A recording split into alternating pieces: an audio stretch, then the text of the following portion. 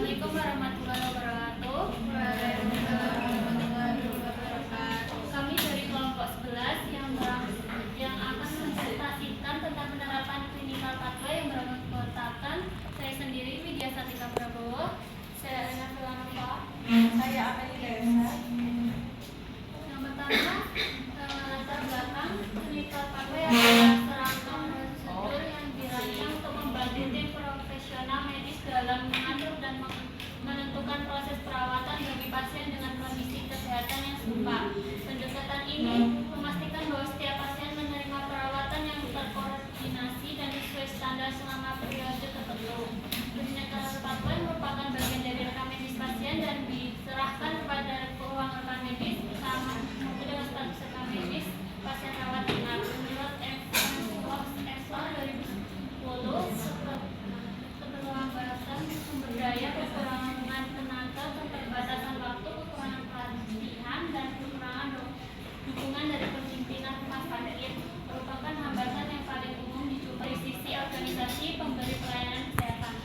Pertama, apakah pengertian dari clinical pathway? Yang kedua, apa manfaat dari clinical pathway? Yang ketiga, apakah komponen-komponen dari clinical pathway? Yang keempat, bagaimana prinsip-prinsip yang berkaitan dengan clinical pathway? Yang kelima, bagaimana implementasi dari clinical pathway?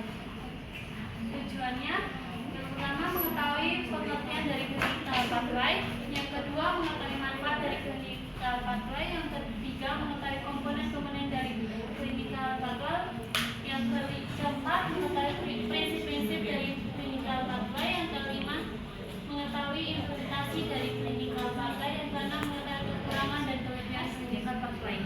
Selanjutnya, pengertian dari tujuan clinical pathway.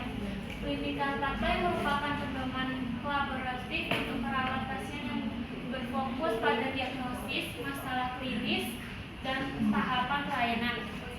Tindakan yang diberikan diseragamkan dalam suatu standar asuhan, namun tetap memperhatikan aspek individu. Dari pasien Hijrah 2009, tujuan utama implementasi clinical pathway adalah untuk memilih pola praktik yang terbaik dari berbagai macam variasi pola praktik, menetapkan standar mengenai lama perawatan yang menggunakan prosedur klinik. Saya akan menjelaskan manfaat dari clinical pathway. Yang pertama, dokumentasi dan integrasi. Kemudian yang kedua, meningkatkan kepuasan pasien. Yang ketiga, alat multiprofesi yang bermanfaat meningkatkan kualitas pelayanan kesehatan. Yang keempat, clinical pathway membantu mencapai konsensus, konsistensi, dan kontinuitas pelayanan kesehatan. Yang kelima, mendukung program peningkatan mutu dan keselamatan pasien. Kemudian yang terakhir, yang keenam, berperan penting dalam menghadapi tuntutan hukum. Selanjutnya, komponen clinical pathway. Menurut Bill 1998 dalam Health and Class 2007 terdapat menjadi 4 bagian, yaitu yang pertama kerangka waktu, yang kedua kerangka acuan, yang ketiga kerangka hasil, dan yang keempat tempat pencatatan harian. Prinsip-prinsip dalam penyusunan clinical pathway. Yang pertama, seluruh kegiatan pelayanan yang diberikan harus secara terpadu atau integrasi, berorientasi fokus terhadap pasien, serta berkesinambungan. Yang kedua, melibatkan seluruh profesi, termasuk dokter, perawat atau bidan, laboratorium, dan farmasi. Yang ketiga, dalam batasan waktu yang telah ditentukan sesuai dengan keadaan perjalanan penyakit pasien dan dicatat dalam bentuk periode harian untuk kasus rawat inap atau jam untuk kasus gawat darurat di unit emergency. Selanjutnya, pencatatan clinical pathway seluruh kegiatan pelayanan yang diberikan kepada pasien secara terpadu dan berkesinambungan tersebut dalam bentuk dokumen yang merupakan bagian dari rekam medis. Kemudian, setiap penyimpangan langkah dalam penerapan clinical pathway dicatat sebagai varian dan dilakukan kajian analisis dalam bentuk audit. Dan yang terakhir, varian tersebut dapat terjadi karena kondisi perjalanan penyakit pasien atau komplikasi maupun kesalahan medis dan dipergunakan sebagai salah satu parameter dalam rangka mempertahankan meningkatkan mutu pelayanan.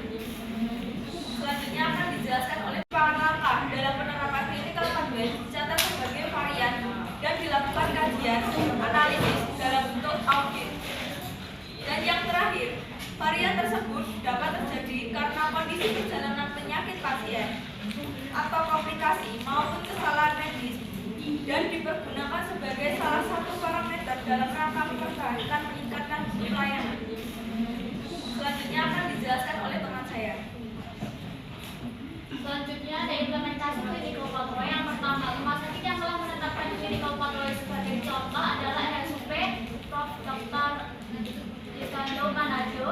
Prioritas pembuatan clinical pathway di RS ini dilakukan berdasarkan jumlah kasus yang banyak, resiko tinggi, dan biaya tinggi atau sumber daya yang banyak. Yang kedua, dalam hubungannya dengan pembiayaan melalui Badan Penyelenggara Jaminan Sosial atau BPJS Kesehatan menggunakan clinical pathway dan mengimplementasikannya sehingga tindakan-tindakannya diperlukan setelah tercantum biaya untuk setiap jenis penyakit yang ada dalam clinical pathway. Dokter yang menangani pasien yang ditanggung oleh BPJS Kesehatan harus mengikuti clinical pathway ini. Selanjutnya, kelebihan dan kekurangan clinical pathway. Yang pertama ada kelebihan, merupakan format multidisiplin, meningkatkan peran dan komunikasi dalam dunia multidisiplin sehingga masing-masing anggota tim termotivasi dalam meningkatkan pengetahuan dan kompetensi. Selanjutnya terdapat standarisasi outcome sesuai lamanya hari rawat sehingga akan mencapai efektif cost dalam perawatan. Yang terakhir ada meningkatkan kepuasan pasien karena pelaksanaan discharge dari kepada pasien.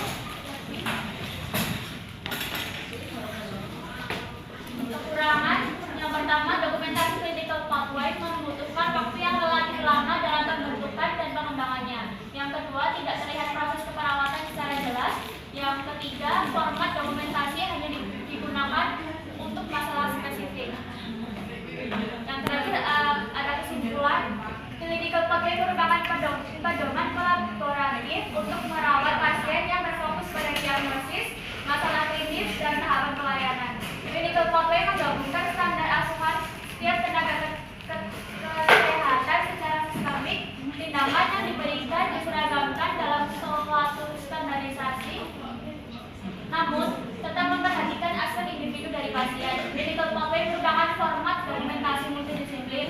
Format ini dikembangkan untuk mengembangkan multidisiplin dokter, perawat, rehabilitasi, gizi, dan tenaga kesehatan lain yang diciptakan tidak terlalu rumit dan panjang. Berdasarkan pengkajian multidisiplin menunjukkan format pengkajian awal yang memungkinkan diisi oleh berbagai multidisiplin.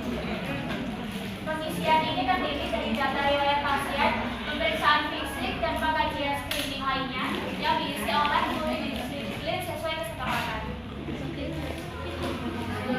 Kami membuka tanya jawab untuk orang pertanyaan.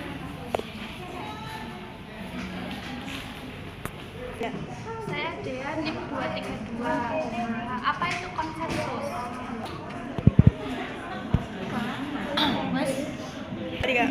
Perkenalkan, saya Almazani, NIM 224. Izin bertanya, apa saja tantangan dalam implementasi clinical pathway di rumah sakit? Terima kasih. Perkenalkan, saya Eni Janawati, NIM 22020536. Izin bertanya, bagaimana clinical pathway dapat meningkatkan kualitas perawatan pasien? Perkenalkan, nama saya Sulpan Ariza, NIM 260. Bagaimana langkah dalam penyusunan clinical pathway? Perkenalkan, nama saya NIM 2200531. Apa perbedaan antara clinical pathway dan protokol medis? Pertanyaan dari Mbak Dea, apa itu konsensus? Konsensus adalah kesepakatan kata atau permufakatan bersama mengenai pendapat, pendirian, dan bagaimana yang dicapai melalui kebutuhan keluarga. Ya.